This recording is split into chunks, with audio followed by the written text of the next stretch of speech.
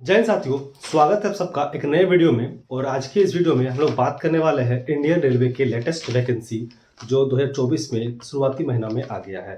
तो इस वैकेंसी ने क्या कुछ दिया है हमें, क्या कुछ हमने खोया है और भारतीय रेलवे इस बार किस मूड में है, सारे विषय का चर्चा करेंगे। और कंप्लीट जो नोटिफिकेशन आया 26 पेज का, इसका पोस्टमार्टम करने वाले हैं। तो वीडियो को अंत तक जरूर बने रहे और अगर अभी तक आपने मेरे चैनल को सब्सक्राइब नहीं किया है तो भी सब्सक्राइब कर ले। तो सबसे पहले जो रेलवे का धोखा हमें दिया गया है रेलवे की ओर से, वो है कि इससे पहले जब भी फॉर्म आया है वो एएलपी टेक्नीशियन बोल के आया है, लेकिन इस बार फॉर्म जो है सिर्फ और सिर्फ एएलपी का फॉर्म आया है। तो सबसे बड़ा धोखा यहीं पे हो गया है। और हम लोग 7 हॉट टॉपिक्स जो है इस फॉर्म का नोटिफिकेशन का, उसके बारे में जानने वाले हैं। पहला है एज लिमिट, क्वालिफिकेशन क्या रहने वाला है, क्या इस बार नया चेंजेस आया है, क्या कुछ जोड़ा गया है। उसके बाद एग्जाम फी क्या है, एग्जाम सिलेक्शन का प्रोसीड्यूर क्या रहेगा, इसकी वैकेंसी कितनी है, मैक्सिमम और मिनिमम वैकेंसी जो है किस बोर्ड में है। 21 बोर्ड जो है वर्तमान में, 21 आरआरबीज जो है वो वर्तमान में कार्यरत है इंडियन रेलवे के अधीन, जो कि इंडियन रेलवे में वैकेंसीज को सर्कुलेट करती है, यानी जो सिलेक्शन का काम होता है करती है। तो इसमें 21 बोर्ड की ओर से आवेदन मांगा गया है, जिसमें कोई भी कैंडिडेट जो है 18 से 30 साल के उम्र के जो भी कैंडिडेट है, रेगुलर कैंडिडेट है, वो अप्लाई कर सकते हैं। इसके साथ अलग अलग कैटेगरीज में अलग अलग एज रिलेक्शन दिया गया है।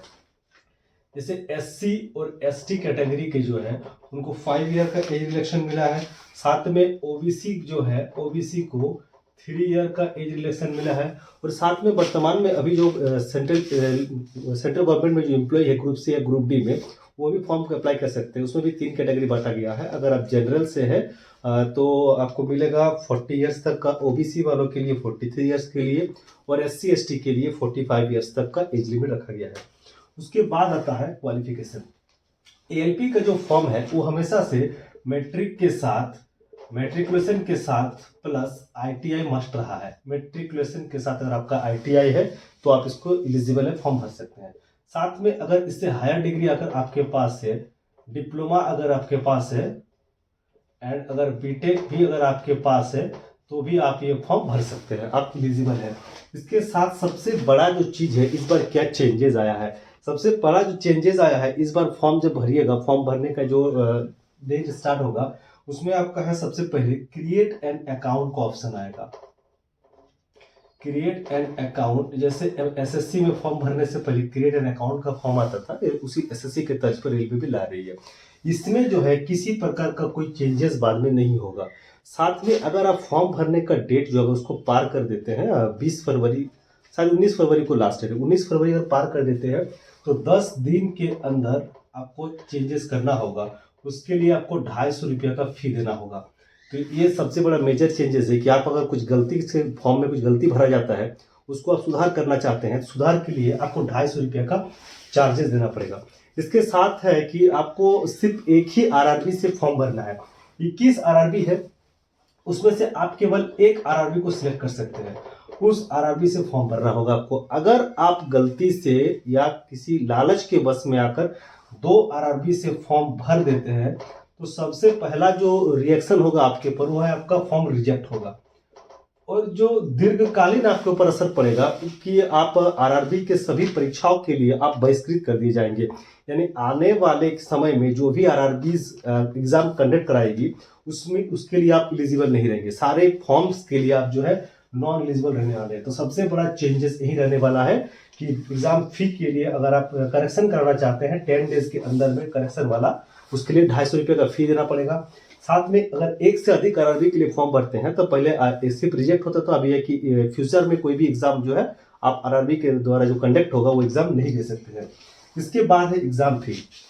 अगर जनरल कैटेगरी की बात की जाए, यूआर हो गया, उसके बाद ओबीसी कैटेगरी हो गया, उसके लिए फी जो रखा गया वो 500 रुपये, मेरे ख्याल से बहुत ज़्यादा फी है, क्योंकि बहुत सारे ऐसे बच्चे हैं जो 500 रुपये की फी भी देने में सक्षम नहीं है। हाँ, ये और बात है कि रेलवे ने साफ तौर पर कहा है कि अगर आप CBT 1 अटेम्प्ट कर लेते हैं, एग्जाम दे देते हैं, तो इसमें से 400 रुपीज़ जो है आपको रिफंड मिल जाएगा। लेकिन ये रकम वर्तमान में जुटाना एक बड़ी बात होता है कि आप कहाँ से 500 रुपये एक बार में लाएंगे। बहुत सारे विद्यार्थी ऐसे हैं जो 500 रुपये एक बार में देने में सक्षम नहीं है। इसके साथ जो फीमेल कैंडिडेट है, SC ST के जो कैंडिडेट हैं, ट्रांसजेंडर जो कैंडिडेट है, उनके लिए 250 रुपये का फी रखा गया है, जो कि कंप्लीट रिफंडेबल है। जो आप एग्जाम CBT 1 जैसे ही होगा, आप उसमें से कंप्लीट जो है रिफंड क्लेम कर सकते हैं, रिफंड आपका ऑटोमेटिक आ जाएगा। इसके बाद सिलेक्शन प्रोसीड्यूर, ये थोड़ा सा लेंदी इस पर बनाया गया है। पहले भी तो लेंदी था, लेकिन इस बार थोड़ा और लेंदी किया गया है। इसमें जो प्रोसीड्यूर है वो पहला आपका दिया गया है CBT 1 होगा। उसके बाद जैसे ही CBT 1 क्वालिफाई करते हैं, CBT 2 होगा। उसके बाद जो होगा साइको टेस्ट होगा, जिसे इस बार नया नाम दिया गया है। इस बार बोला गया है कि CBAT computer based aptitude test होगा, जिसे साइको बोला जाता है। उसके बाद इसको साइको लिख दीजिए, साइको टेस्ट होगा। उसके बाद DB होगा, उसके बाद मेडिकल होगा, उसके बाद मेरिट बनेगा, उसके बाद फाइनल पैनल लिस्ट आएगा, तब आपको ज्वाइनिंग लेटर मिलेगा। इतना लंबा प्रोसीड्यूर से गुजरना होगा।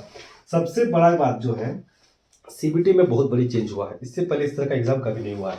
CBT में 60 मिनट का समय मिलेगा, जिसमें आपको 75 क्वेश्चंस करने होंगे।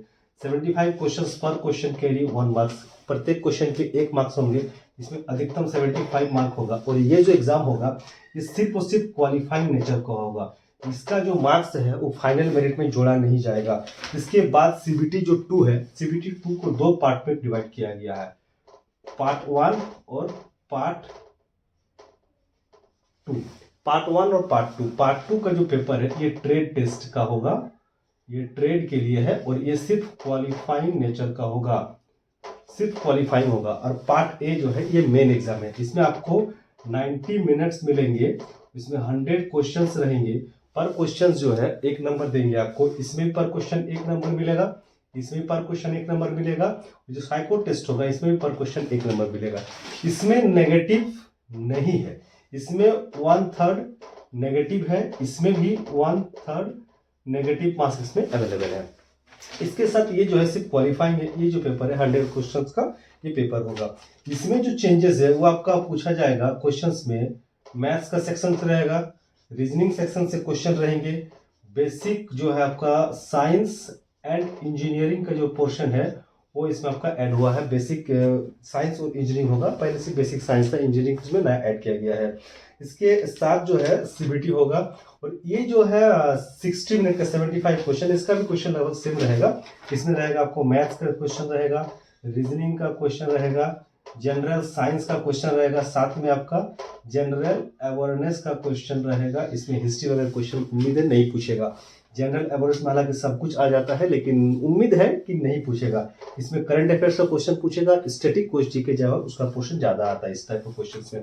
ये हो गया नॉर्मल चीज। इसके बाद जो नंबर ऑफ वैकेंसी है, सबसे ज्यादा दिल जो है इसी ने तोड़ा है। ये दिल तोड़ने वाला काम रेलवे ने किया है। जो टोटल वैकेंसी दिया हुआ है वो आपका टोटल वैकेंसी है 5696 वैकेंसी दिया गया है। जिसमें से जो जनरल का वैकेंसी है वो वहाँ 2499 जो है जनरल का वैकेंसी दिया गया, अप्रोक्स 2500।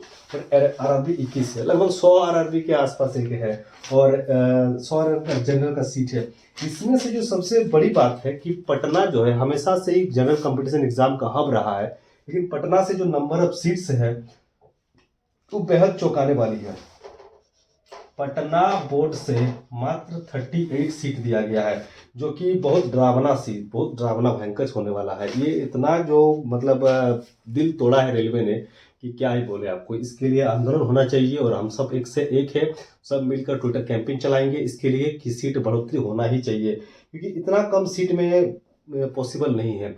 इसके साथ जो बिलासपुर RRB का है, बिलासपुर 2 जोन में एग्जाम लेती है। पहला हो गया इसका CR सेंट्रल रेलवे का, और साउथ ईस्ट सेंट्रल रेलवे का एग्जाम होता है। दोनों में लगभग 1350 के आसपास सीट है। एक में आपका हो गया 1100 कुछ सीट है, 11 SECR में, SECR में 1192 सीट है, और CR जो सेंट्रल रेलवे है इसमें 124 सीट है। ये मैक्सिमम सीट है।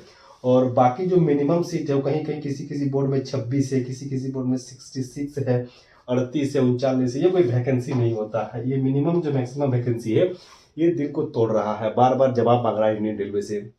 लेकिन कहीं ना कहीं ये देखा जा रहा है कि ये चुनावी वर्ष होने के कारण बस एक प्रलोभन के तौर पर ये वैकेंसी आया है, और इसका कोई अता पता नहीं लग रहा है कि कब इसका एग्जाम होगा, कि एग्जाम नहीं होगा, कि क्या होगा, कुछ कहा नहीं जा सकता है वर्तमान स्थिति में। लेकिन फॉर्म आया है, ये खुशी की बात है, बहुत लंबे इंतजार के बाद इसी बात की खुशी है। लेकिन ये जो है 5696 वैकेंसी, ये दिल तोड़ रहा है। इसके लिए हम सभी रेलवे का विरोध करेंगे, सभी जो है ट्विटर कैंपेन चलाएंगे।